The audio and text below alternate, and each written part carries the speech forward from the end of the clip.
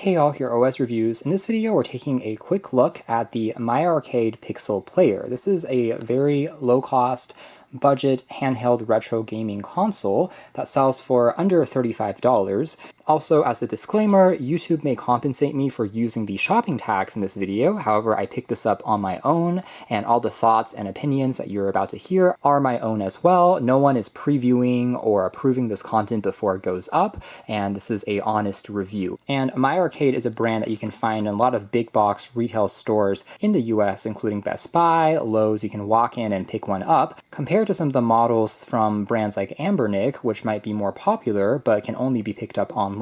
However, one thing to keep in mind is that these systems often come with built-in games that you aren't able to swap out, so it's not as versatile or powerful as some of the aforementioned Anbernic systems like the RG350, 351 line that has been very popular because you're able to insert a micro SD card with even more ROMs based on games you like to play, versus these, you are kind of at the mercy of whatever titles are included from the manufacturer. They also make some of the mini arcade style consoles as well. Some of them also have official licensing from partners like Pac-Man, for example. But again, in the early 2010s, they were a lot more popular because that was before some of those Chinese companies like Anbernic started popping up and offering even more powerful systems. So I was partially surprised that you can still find one of their devices, but also curious to see if anything has changed at all, if there's been any improvements since their earlier days. Anyways, this system touts, again, over 300 titles built in. They're all 8 Data East titles. So they're 8-bit games, very simple, very retro in terms of the graphics, but that won't stop you from getting a bit of fun out of this. So some of the ones they reference include BurgerTime, Karate Champ, Bad Dudes, and again, the packaging and presentation is definitely a little bit more sophisticated. For just a $30 player, you have that window revealing what the player looks like, which I have to admit is kind of cool in this retro theme. It's somewhat reminiscent of the Game Boy Advance, but with a little bit more of a pixelated appearance, definitely in line with the retro gaming concept. So a decent looking shell, I have to admit. The screen size here is 2.75 inches diagonally, LCD panel, so not quite 3 inches, still very compact. And interestingly, you can use 4 AAA batteries to operate it, so there are no rechargeable batteries inside of this thing. However, you can also power it using a Type-C cable if you plug it into a power bank. I guess the fact that you're able to use standard batteries might be a plus to some folks because you technically don't really have to charge them back up, but it can also be seen as a form of cost saving from the manufacturer's part. Now, aside from the player itself, there's just a quick user guide, and that is more or less it. First impressions being that it is very lightweight, and the plastic is unfortunately a little bit on the hollow side. I mean, it's kind of what I expected for only a $30 player, but definitely not the most premium feeling thing in the world. It might be just a little bit too light, but at the very least, it's still okay in terms of ergonomics because of the 2 grips on the back here for holding onto it is also where the 2 AAA batteries are located. It does take 2 screws, however, to remove these doors if you wanted to pop in the batteries.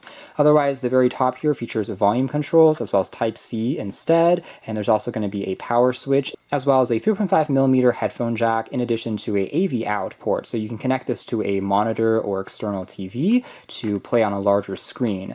Note, however, an AV cable is not included in the box, so you have to supply your own, and it's not quite as standard as HDMI. Peeling off the protective film, we have just that screen, which is, again, not fully laminated on this model, kind of expected for a budget one, so a slight gap between the plastic as well as the actual LCD underneath. This particular console does not have any shoulder buttons, since, again, the 8-bit games are really simple.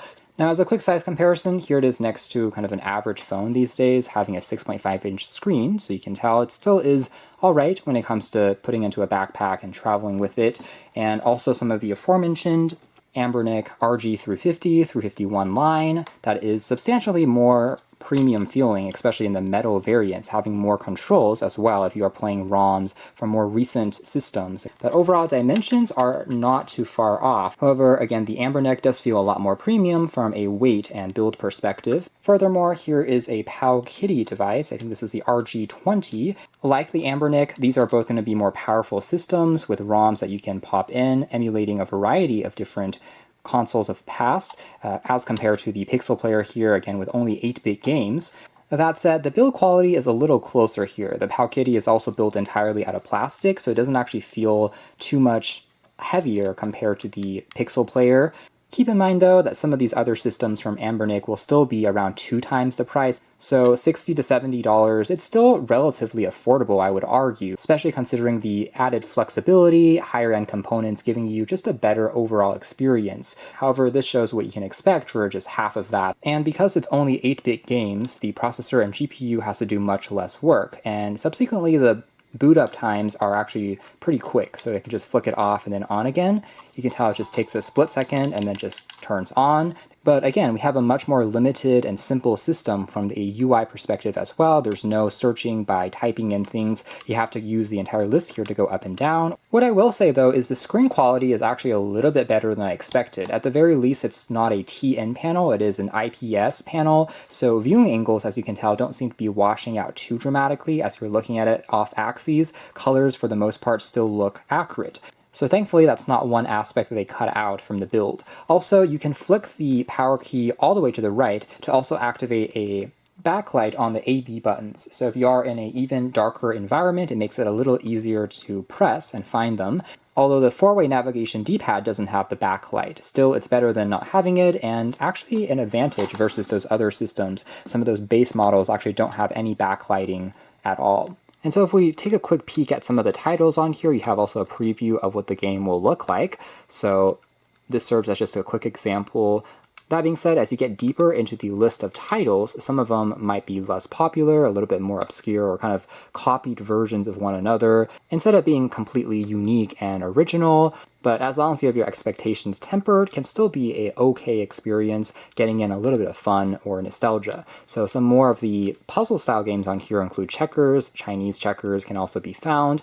Again, I do wish that they had a way to maybe categorize or better sort some of these games into various genres, for example, especially since you have so many pages to flick through. But as expected on a more limited entry-level system, you have to still kind of go through this list one at a time to locate the games and maybe just remember what your favorite titles are. But you can still find and choose between a little bit more options on this device compared to some of the other My Arcade style players, like the Pac-Man one that we saw earlier, sells for also around $40, but that one only comes with one game, which is Pac-Man, which, speaking of, is not going to be found on this 8-bit version. We'll just quickly cycle through all of the remaining lists, and you guys can feel free to pause at any time just to kind of take a look at what those titles are. And now we're kind of reaching the very end before it will just loop again back into the beginning once again. Now, when you load up a game, some of them will also have a demo. It just plays after a couple of seconds, kind of in a loop, almost like a wallpaper there. So this particular game, for example, if we tap on Start, is actually very similar to one that might be derived by Battle Galactica. So we are just kind of shooting along at all of the alien invasions, the incoming spaceships. We can also move up, down, left, and right. It still seems to be playable with fairly smooth frame rates for the most part. Again, since the graphics are going to be more retro in their style and vibe. The controls are also okay, I would say. The 4-way navigation toggle, if we're going to be completely nitpicky, does feel a little bit more cheap compared to some of the more premium players out there. You can press them fairly quickly as you are navigating and moving around. Now, in order to exit out of a game, you have to kind of tap on the reset button, and there is no real game save state per se, which is actually something that we commented on some of their earlier consoles as well. So the games are so simple that there is no way to kind of save your high score. It's not really level by level either, but rather just like on an arcade machine, you're just trying to play for as long as you can, and then you can just exit just by tapping on reset there. So not the most sophisticated way of handling things since there is no larger built-in memory. And if you're wondering, are there any Mario or maybe Mario-inspired games built on in, I would say unfortunately not really.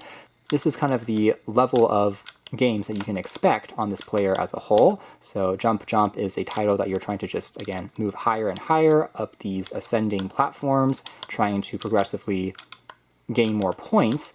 So for just a little bit of nostalgia, I would say it's not bad. A heavier emphasis might be more on arcade-style games that are inspired by some of the classics, but are still modern reimaginings, I would say. But obviously the graphics are also going to be in this 8-bit style. Now here's also one which is a little bit more of kind of a strategy or board game style. It's actually trying to get you to color or move some of the pieces here. So this might be actually a little bit more popular with children, and again, you're able to navigate around. Responsiveness actually doesn't seem to be bad, I have to admit. And again, coloring in these different pieces or zones just by using the D-pad and that little virtual cursor point. At the very least, whenever you tap on reset to kind of exit and reboot into the system, it remembers what page you were previously at. So in this example, it returned us to this point as opposed to putting us back onto page 1, for example, at the very least. Here is another one called Table Tennis. I would say this is more of a modern reimagining. You're playing against the computer here, but then you're able to tap on start and then move the paddleboard to your left and right to prevent it from getting into the slot here on the side. Also reminds me of Pong more than actual table tennis, but the physics seem to be alright on this very simple game at the very least. Still kind of fun as long as you're okay with it not being maybe 100% again faithful. Moving through a couple more games as example, here's another one which is a classic strategy that just shows you the type of water pipe that will be coming up next, and you're trying to place them to eventually flow the water here from the top all the way to the bottom section.